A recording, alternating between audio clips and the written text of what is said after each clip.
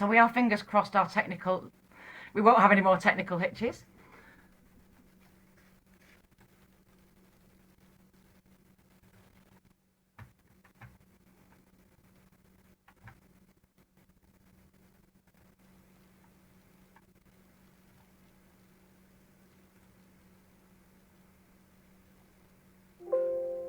So I'm just checking you can see my slides. Okay, we've worked.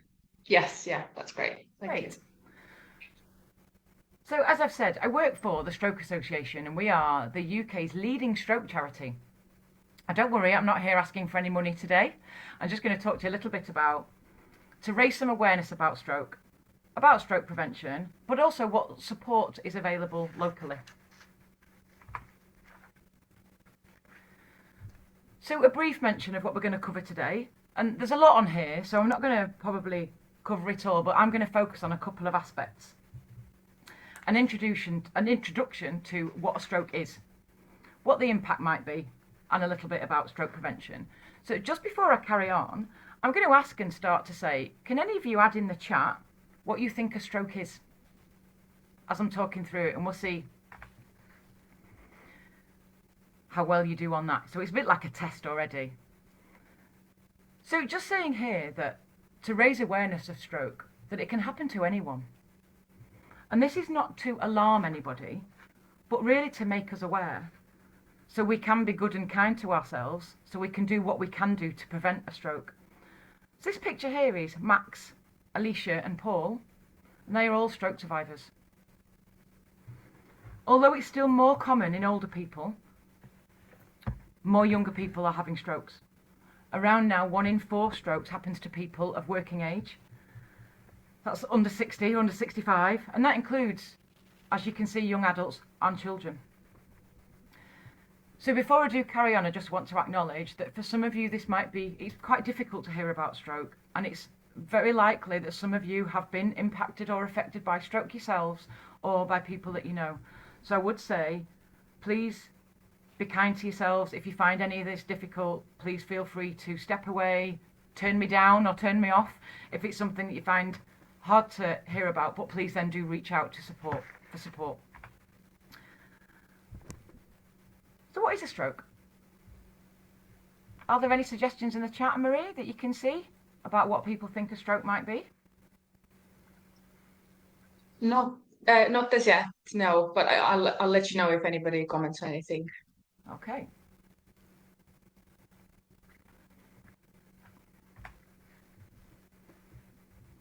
So you might have heard a stroke described as a brain attack. So a stroke is what happens when the blood supply to part of your brain is cut off, and then that damages or kills off brain cells. That damage to the brain then affects how your body works, and it can change how you think and feel. So the effects of a stroke depend on where it takes place in your brain and how big the damage that does. So as you can see from the graphic, there are different types of stroke. One what we call an ischemic stroke. And this is caused by a blockage that cuts off the blood supply to the brain. You may also hear this referred to as a clot. So in this ischemic stroke, the blockage can be formed by a clot that forms in an artery that leads to the brain, or within one of the small vessels deep inside the brain itself. See what I mean about it being hard hearing?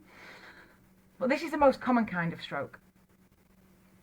A hemorrhagic stroke is, as what you might suspect, is caused by a bleeding in or around the brain. And you may also hear it called a brain hemorrhage or a brain bleed. These do tend to affect more younger people, and they are most common in people between age about 45 to 70. You may also hear of what we call a transient ischemic attack, or a TIA, or a mini stroke as it's sometimes called. And this is the same as an ischemic stroke, but the symptoms only last a short time. So an ischemic stroke is the block, but this transient is when the clot moves of its own accord. So that's why the symptoms only last a short time. But I would say that if you've had a TIA, that please take this seriously, because quite often that can be a warning that you are at risk of a stroke. And that risk is greatest in the days or weeks following your TIA. So if you think you've had one, please do seek medical help and get advice and treatment as to what you think may have caused that stroke, because quite often it is a sign that you are at risk. Oh, I've gone backwards. Oh, excuse me, 1 second. Oh, that's no good, is it? I've still gone backwards. Am I still going backwards? I don't want to go backwards. There we go. There we go. I'm back again. Back in the room. Sorry about that. So I'm just going to move on to now that, again, you might have heard of this. So what you think you should do if you think you're having a stroke. I'm hoping that some of you have heard of the FAST test. There's been a TV advert knocking around for some time that demonstrates this, and actually you'll see something new. Public Health England are about to relaunch a message around FAST, which we welcome gladly. So I'm just going to briefly cover this. No, I've gone the wrong way again, aren't I? Oh my word. Live, that's what we are. So we know the F is for face. Has somebody's face fallen on one side? Can they raise both arms? If they normally can raise their arms, can they raise both arms and keep them there? The S is for speech. Has somebody's speech all of a sudden gone slurred or very indistinct? Are they struggling to get their words out? And the T is for time, as we know. Please do call 999. Because there is no way of knowing if your symptoms are going to pass or get better, or whether they're going to last longer. But the time is. Stroke is a medical emergency. Please ring 999. The quicker you arrive at hospital, or the quicker you get to a specialist stroke unit, and that's absolutely key, the quicker you get appropriate treatment. We are incredibly lucky in the Northwest and in Greater Manchester in particular, because we do have good, effective specialist stroke centres. I'm just going to touch very briefly on the other symptoms of a stroke that you might hear about or see. I'm not going to talk through this big slide, but the other most common other symptoms are blurred vision and loss of sight in one eye, and sudden memory loss or confusion, and also sudden weakness that may affect your balance. So you may hear of some people, particularly in America, they use be fast instead of fast. For now, in the UK, we are staying with the fast message. Oh no, I'm going the wrong way. Oh, Anne-Marie, what is going on? Keep going in the wrong way. So, if everyone's okay with that, I'm not going too quickly. I get very excited and talk too fast sometimes. I'm just going to touch on the impact of a stroke. Just to give us a bit of an idea,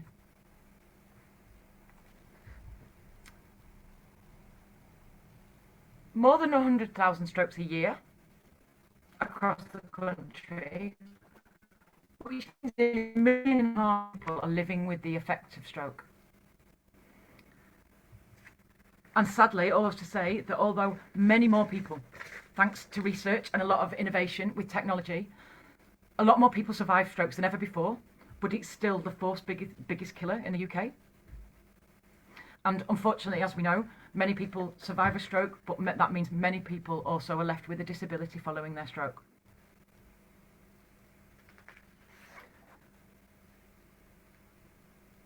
I could ask you and say, when somebody's had a stroke, how do you know? What does it look like? And many of you might say, what? Hand weakness, arm weakness, people being drooped on one side, very common, and visible. You may know that people do struggle with their speech. And indeed, 30% of people following stroke do have impacts on their speech and language ability. There's what we notice. But actually there's a lot of effects of stroke, as you can see on here, that are not as visible. How many of you know that bladder and bowel control is something that impacts, again, on 40% of people following a stroke. Incontinence is not something that many of us are talking about or want to think about, but it's very common.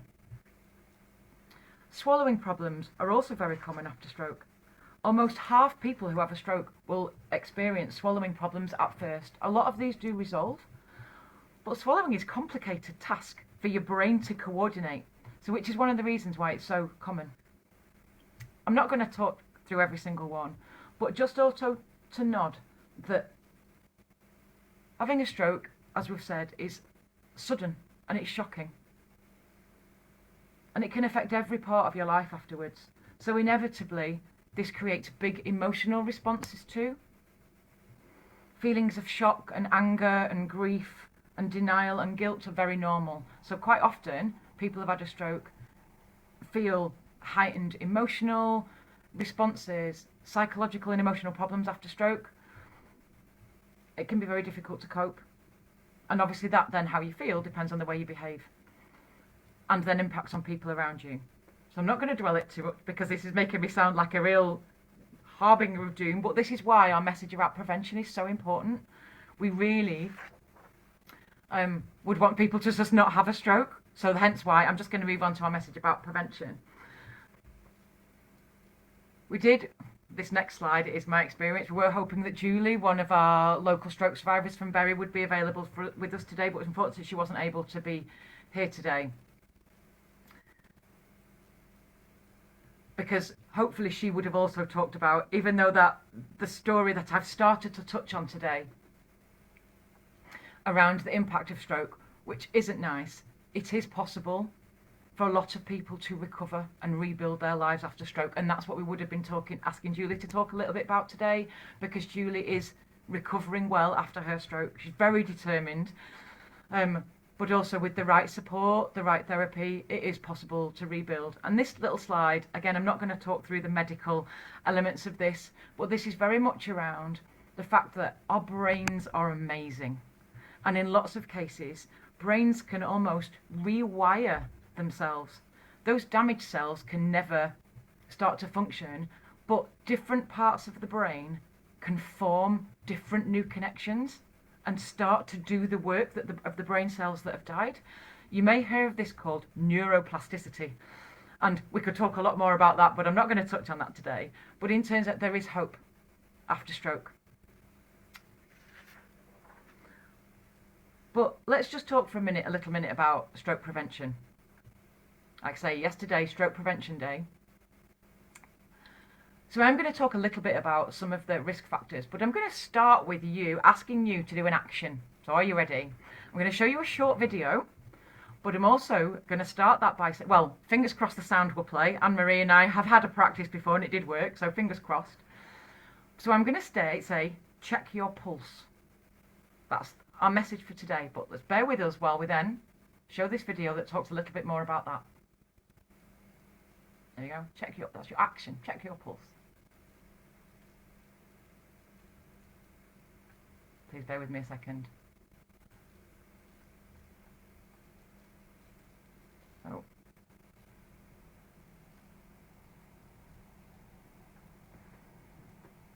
The video's not playing, is it?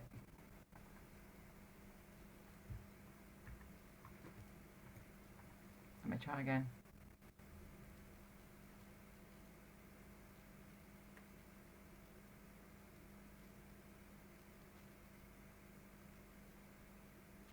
Okay. Technical hits through Facebook, possibly. Apologies for that. Do you want me to show it on my screen? Bear with us a minute, everybody. If we could try and show it on your screen, that might be helpful. If I stop sharing and let you share, it might let you play. Yeah. Everybody. Bear with me.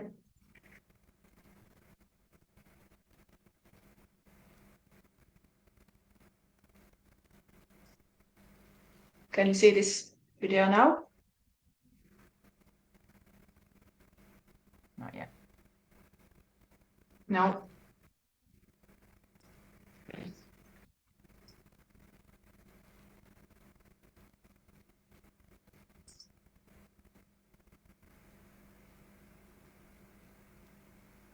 Can you see this now? In a minute. Yeah, we've got the website page up. Yeah, brilliant. I'll play the video now. There's no sound though. Yeah, thanks, Lauren.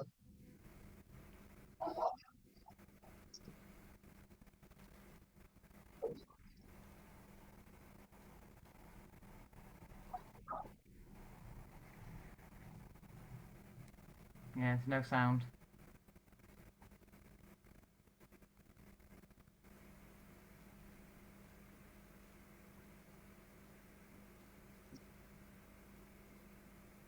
Yeah, we might have to stop that, Anne-Marie.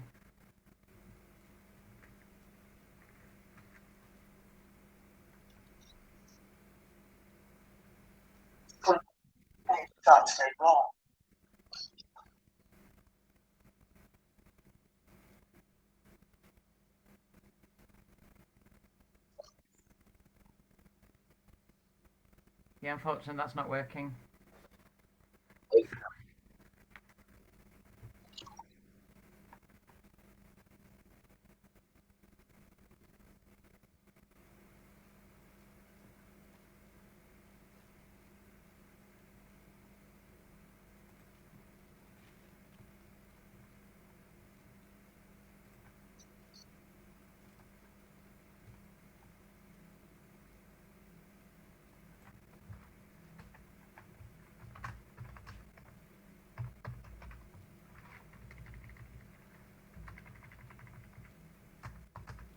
This is posted with gold. Great.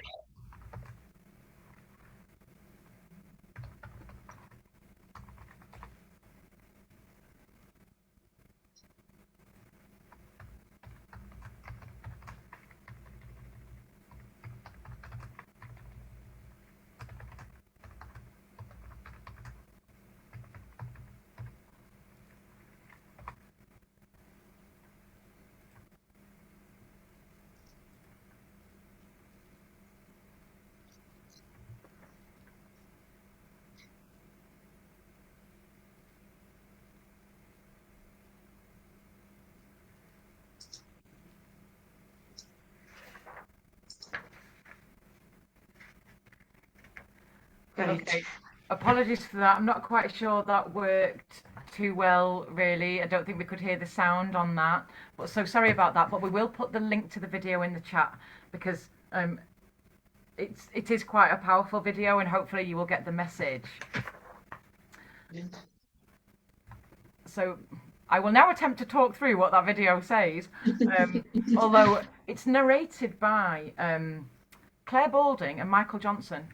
So I'm not really quite sure that I'm going to be able to do that as well as Claire Balding and Michael Johnson. But essentially our video is around what we call AF. And AF is a condition called atrial fibrillation, which is some people you will have heard of as arrhythmia or irregular heartbeat. And that's what we really want to raise awareness of. So our message is check your pulse. And that's what Michael Johnson says better than me. And the message around check your pulse is it regular? So please check your pulse. You check here or you check here for 60 seconds. And it doesn't matter if your pulse is fast or slow or strong or weak. It's the fact that it's regular. If you go to a pharmacy or you go anywhere that's doing free health checks and you ask them when they take your blood pressure, can they check your pulse? Is the other way of doing it. It's really important because an irregular heartbeat in itself may not cause you any problems, but it's the fact that it increases your risk. It increases your risk of other health conditions, but it also increases your risk of stroke. Again, I don't want to scare anybody because lots of people live with AF and don't know. But we would say that when your heart doesn't beat regularly, your heartbeat is what pumps your blood in and around and through your heart. Again, I'm not a medical professional, but in terms of when your heart doesn't beat properly, it means that your blood doesn't flow properly, and you may be left with a pool of blood in one of the chambers, which increases the risk of a clot. So that's why we're saying, please check your pulse for a regular heartbeat. But I would encourage you to please watch the video. I say they're much better than me. Okay, I've got a few other points to mention about other risk factors, just to make you aware of. And again, because I know we've already had at least 1 or 2 questions about risk factors. So I'm just going to share my screen again, just to show there's a couple of other things that I just want to touch on, if that's all right.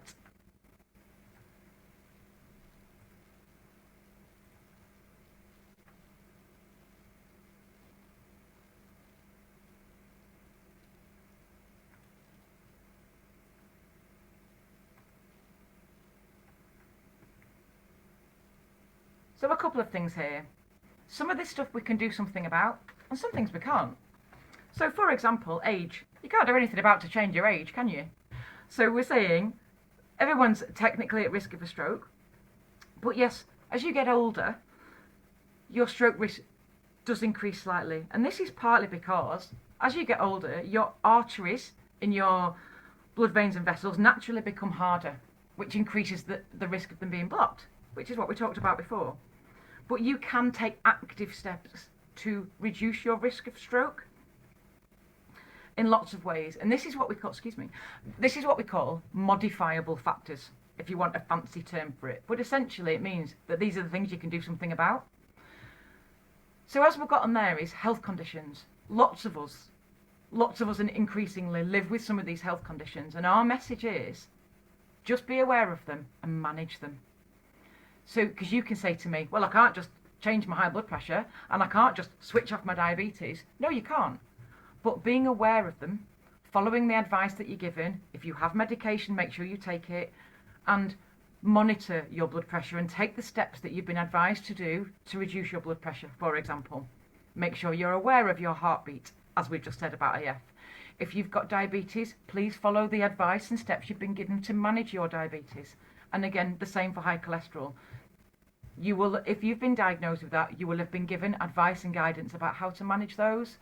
And that would be our message, because it's those things, it's the I can't say the word, never mind, multiplying factor of those things, which increases your risk of stroke. When we talked about a bleed or a clot, all of those things potentially can increase your risk. So if you manage those conditions, they will in turn reduce your risk.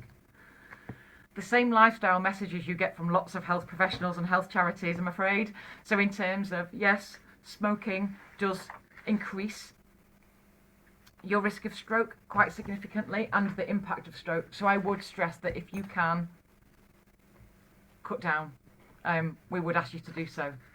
Again, being overweight, try and do what you can to modify your diet and modify your lifestyle. Try and limit what you drink, because all of these things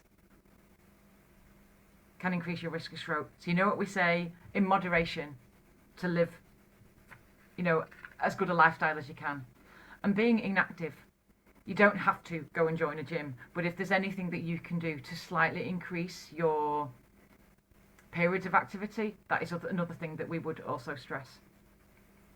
Again, see what I mean? You can't do something about everything. Your family history and your ethnicity. There are some people who are ethnically more at risk of a stroke, particularly if you're from a black background or South Asian family.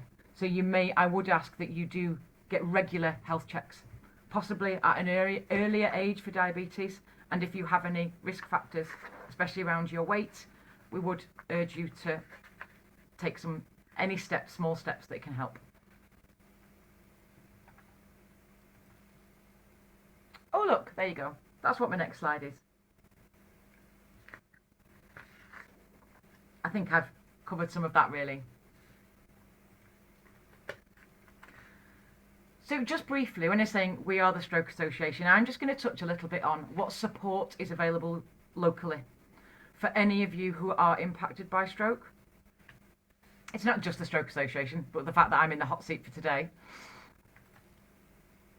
I'm not going to talk through everything that we do in the Stroke Association, because supporting people impacted by stroke is one of the areas that we actually work on.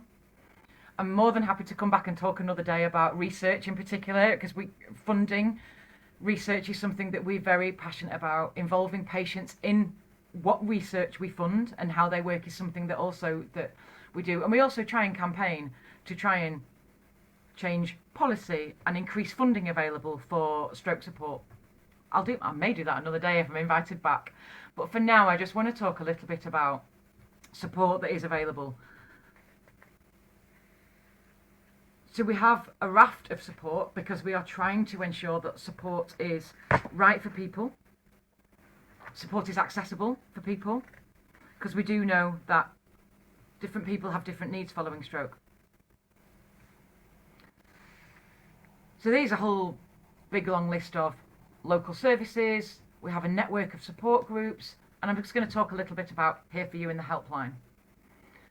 But as I've said, hopefully you'll see on there again about childhood stroke support. For many of you who may not know that children do have strokes, we have a specialist team. So if you do know a family of a child who's impacted by stroke, please do reach out, and I would say ring our helpline, because we do have a specialist team to support families whose child has had a stroke. So look, local support. So we do currently have a local stroke recovery service in Bury.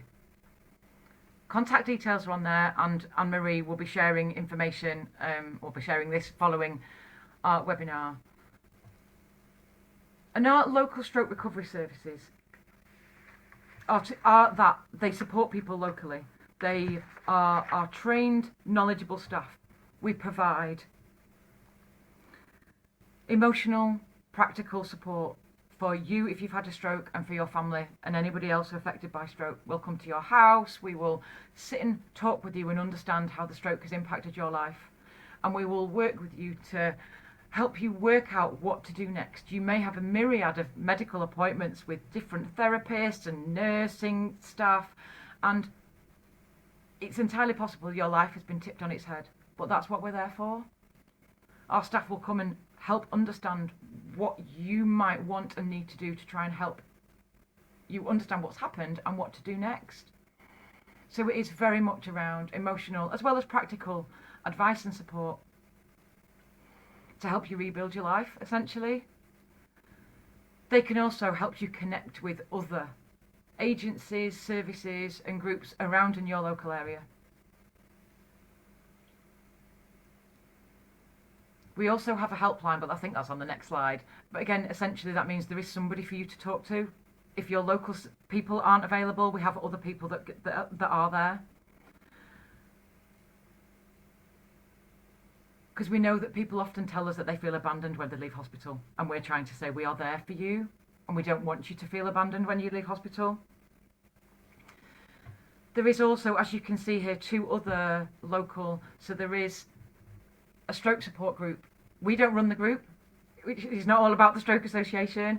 They're a group of friendly local people who are stroke survivors or impacted by stroke themselves. The group was started by the community therapy team, the stroke therapy team, and they still are actively supporting the group, but it's run by stroke survivors, and they are really friendly and supportive. So I put their phone number on there, but they meet monthly on a Wednesday in the centre of Bury. And as we can see, there is also another local organisation called Speakeasy, who are specialists in aphasia. Now, aphasia is speech and language disorder, and we said lots of people following stroke, their communication abilities impacted, and Speakeasy are experts in providing people support with communication difficulties after stroke and other brain injuries and health conditions that cause aphasia. And they are based just up the road in Ramsbottom, but they also do some online activities and can support you over the phone.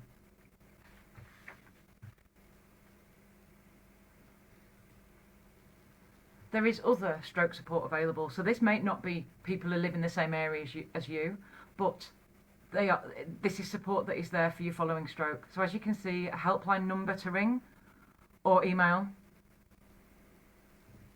and they can either put you in touch with the local service or put you in touch with, they are also there to talk to you, and they will talk to you, and you can ring them. I didn't put the website address on here because you will find also that on our website, which I should have done, because there is also lots of information available on our website. So if you do want more information about reducing your risk of stroke, we have a leaflet that you can order. You can hear it in audio on our website, or you can download that. And there is lots of other information and guidance available. We also have an online forum, which is, again, it is online. So for those of you who don't like digital stuff, it might not be for you. But if digital is for you, there are videos to watch. There are chat forums to join where you can connect with other people affected by stroke, sorry. But we also do have a service available that is here for you, and that's a weekly call from somebody. Again, just to you. It's a half an hour, 40 minutes, just for you to talk to somebody every week. And quite often we do have a team of volunteers who have their own lived experiences of stroke, either as a carer or impacted by stroke. And a lot of our volunteers who do their calls, so they really truly may have an inkling of what it's like to be in your shoes, just to really understand what that's like. And that's there you go. That's some of our generic information about if you want to stay in touch with what we do have a Northwest Facebook page, but also some national messages in there, and of our website. But if in doubt, you could always come back to Healthwatch Berry, because they can get any messages to us that we like. So I've probably talked a little bit too much there, but I'm quite happy to take any questions from the chat, or I do know there was a couple of questions in advance, so I'll just come back over to Anne-Marie for a moment so she can just check out our questions. Oh, thank you so much for this. It was absolutely brilliant and really, really informative. I learned so much today, so thank you for this. And it's great to know about the local support as well that's available. And I think the helpline also will be really, really useful for people who are stroke survivors and carers as well.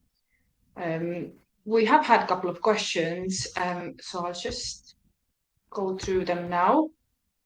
So the first question that we've had from a member of the public, so they're saying, I have been told I'm at high risk of stroke and I live alone. I struggle with mobility.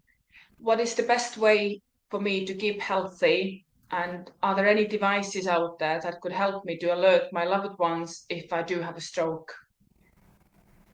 Okay, well, that's a big question, isn't it? There's a lot in there. Okay, so you've been told you're at high risk of stroke. I'll start there. So hopefully you've heard a little bit more today about what we mean by high risk of stroke, and that may have resonated with you around what of the risk factors you might have. So if you're not sure, it would be good to, whoever's told you that, whichever medical professional, maybe to go back to them or to find out a little bit more about what they mean by high risk of stroke. Is that because of your blood pressure? Is that because of your cholesterol? Is that because you've been diagnosed with diabetes? So some of those things that we've touched on. So also, hopefully, you've got some idea about some of the things that you can do to be able to manage that risk. So we understand you said you struggle with mobility. So when we've said about one of our ways to reduce our risk is to stay active. And if you are struggling with your mobility, you're going, well, I can't stay active. What can I do? So without knowing what your limitation is, but I would say exercise doesn't have to be big. Being active is just sometimes doing a little bit more than what you're doing. And again, I'm not an exercise professional, so I'm not going to start recommending particular exercises. What I would say is, what helps you move? So could you dance in your chair? What's your favourite music? I will admit to sometimes on a Friday night I get a bit of Stevie Wonder on, to be honest, and do a bit of disco, because I love a bit of disco. It doesn't have to be that, but that is activity and exercise. So it doesn't have to be big, put your trainers on stuff. So it could also be cleaning, get a really vigorous scrub on something. Or it could be pottering around with plants. It could be drawing or painting or doing something crafty, because you're cognitively exercising, and the chances are that you're moving your hands. Sorry, I'm moving around now in my chair, aren't I? That's playing a musical instrument. Anything, all of that is activity and exercise. So it doesn't have to be that big trainers on stuff. But there is also some stuff to follow. So chair-based exercises. There are lots of exercise-based programs that can help you increase or support your mobility. And funnily enough, we've got some of those available on our website. We worked with another stroke charity called A Stroke of Luck, who are specialists in stroke exercise. So we've done a suite of chair-based programs with them that you can follow week by week. So I can also put a link in the chat to that if that helps. So they are available through our online forum or a Stroke of Luck's website, but we prefer you to get it from our website. But it's the same exercise programs because we work with them, and they're based at different levels depending on how much mobility you've got from your chair. I'll put that in the chat in a minute because I can't do two things at once. So I'm just thinking the rest of that question was around you live alone and devices out there. So again, with increasing technology, there are some choices out there. And again, I'm not an expert around this, but there are lots of telehealth devices. So Telecare 24, Careline 365, just two examples. I'm not particularly recommending them, but if you ask your local Age UK, they tend to be very good at that and understanding who trusted suppliers are. So they would probably be able to help you with a mobility device if you're worried about something happening and getting an alert to somebody. There are some options there. Did I answer everything in that question? Yes, yeah, that was great. Yeah, thanks for that. That was really good, especially about dancing in your chair. Dancing in your chair. Thank you. Right, I'll just have a quick look if we've got any other questions. Oh, yes, yeah. So the next one, I have been told I have heart arrhythmia, but no medication has been given. I have been given some advice in how to manage the palpitations, but worried about stroke. Am I in higher risk of stroke category? Is there anything I can do to reduce this risk? I suppose some of it was already covered during the presentation today, but okay. But very timely. You're right, and I understand that can. If you've been told you've got heart arrhythmia, that can be very worrying in itself, can't it? As we know, that increases your anxiety and increases your stress, which is not great for your stroke risk. So it's a really great question. But hopefully, yes, you've heard some of that today about that heart arrhythmia and that regular heartbeat. If in terms of no medication being given, I think that's what I heard. Medication isn't always the best option. So again, I'm not medically trained. I'm not going to try and answer about your particular situation, but there are lots of reasons why you might have that irregular heartbeat. So that's why I would say that whoever's diagnosed that, because it might be stress, it can be a temporary, it might be some medication that you're new to taking, it could be because of a health condition that you've got. So that's why it's really a good idea after you've checked your pulse to get checked out. But if you've already been told that, I would say to follow the advice that you've been given. So if you say to manage those palpitations, you've been given that advice. So yes, possibly slight higher risk, but if you do follow your advice and maybe take some of those other suggestions about how to reduce your risk in other categories, that's a good way of thinking about it. Is you're doing what you can to manage your own risk. So hopefully you've heard some of that to answer that today. Oh, that's great. Thank you. Thanks so much for that. I think we've got one more question. Hang on. Yes. Yeah. So the person is saying, I have recently had a stroke and going through recovery process. I feel very isolated. Are there any support groups in Bury where I could go to? Again, you covered most of it in the presentation, so thanks for that. I don't know if you've got anything else that might be worth adding to that. I would only just say reach out if you can. In the fact that, I mean, sorry to hear you've recently had a stroke and that you're feeling isolated. As we know, I've said, it's hard enough, it's frightening, your life will be different, but it doesn't have to be. Please don't be by yourself. Please reach out, even if it's like say it's to the helpline. It can be so hard to do that, I know, but it can be so frustrating. But the sooner that you can speak to somebody who just gets it, sometimes that's just even half the battle. Talking to somebody who gets it, so you don't have to talk to people who don't understand what chronic fatigue is like. Chronic fatigue is just terrible. How are you managing pain cognitively, not understanding what people say to you, not being able to find your words. All of those things are really common after stroke. So if you can just speak to somebody just for a little while who gets what that's like, that just hopefully will make you feel that you're not quite so on your own. So hopefully you've picked up some of the contact details about the helpline, the local stroke recovery service, as well as then the local support groups physically and some online support if that's something that works for you. That's great. Thank you so much for that. So some really good messages there about reaching out to local and national support groups as well. So thank you so much for this. Really appreciate you coming along today. It's been really, really helpful. And then hopefully we can have you joining us again in the near future, talking about research. That would be great. Thanks for everybody. Thanks for listening.